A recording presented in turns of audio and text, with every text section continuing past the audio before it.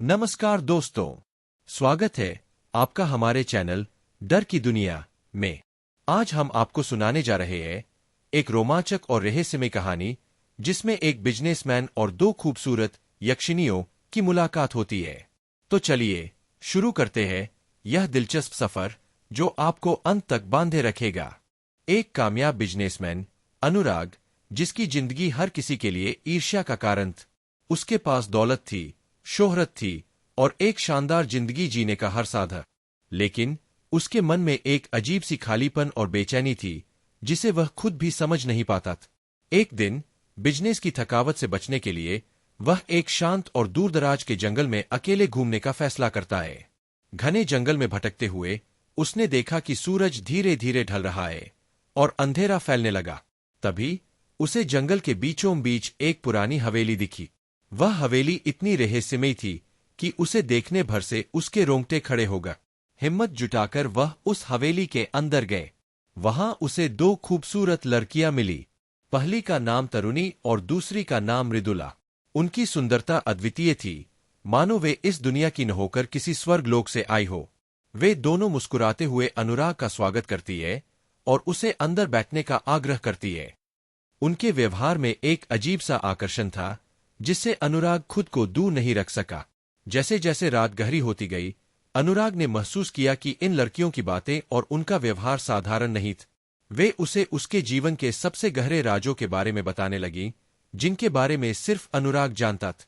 वह हैरान था कि ये लड़कियां उसकी जिंदगी के इतने निजी पहलुओं को कैसे जानती है। तरुणी और मृदुला ने अनुराग से कहा, हम यक्षिनियां हैं। हमारा यह काम है कि हम ऐसे इंसानों को उनकी सच्चाई से रूबरू कराएं जो खुद से भाग रहे हैं। अनुराग को यकीन नहीं हुआ। उसने हंसते हुए कहा, ये सब कहानियों की बातें हैं, यक्षिनियां असली नहीं होती। मृदुला ने शांत स्वर में कहा, जो सच है वह अक्सर कल्पना जैसा लगता है। तुमने अपने जीवन में सब कुछ पाया है, लेकिन अपनी आत्मा को खो दिया है।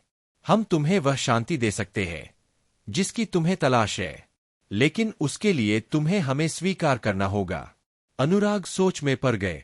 क्या यह सब एक भ्रम था या फिर सच में उसके सामने कुछ अलौकिक घटित हो रहा था? उसने पूछा, तुम्हारे साथ आने का क्या अर्थ है? तरुणी ने मुस्कुराते हुए कहा, तुम्हें हमें अपनी जिंदगी का हिस्सा बनाना होगा। इसका मतलब है कि तुम हमारे साथ इस जंगल में रहोगे।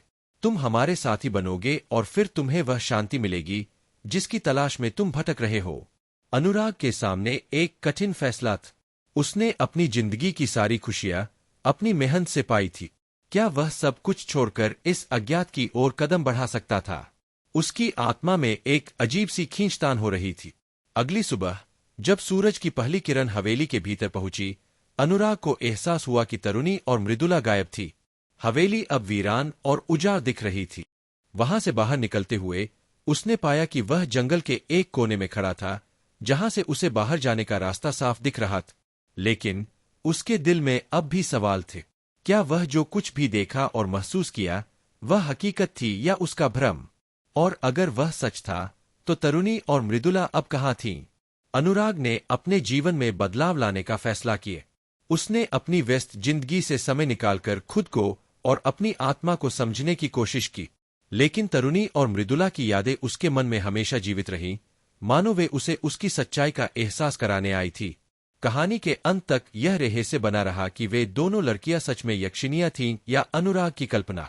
लेकिन यह जरूर था कि उन्होंने अनुराग की जिंदगी को एक नया मोड़ दे दिया जिसे वह कभी नहीं भूल सकता था। अगर आपको यह कहानी पसंद आई हो तो मेरे चैनल को सब्सक्राइब करें और वीडियो को लाइक करें ताकि आपको आगे और भी दिलचस्प कहानियां मिलती रहे।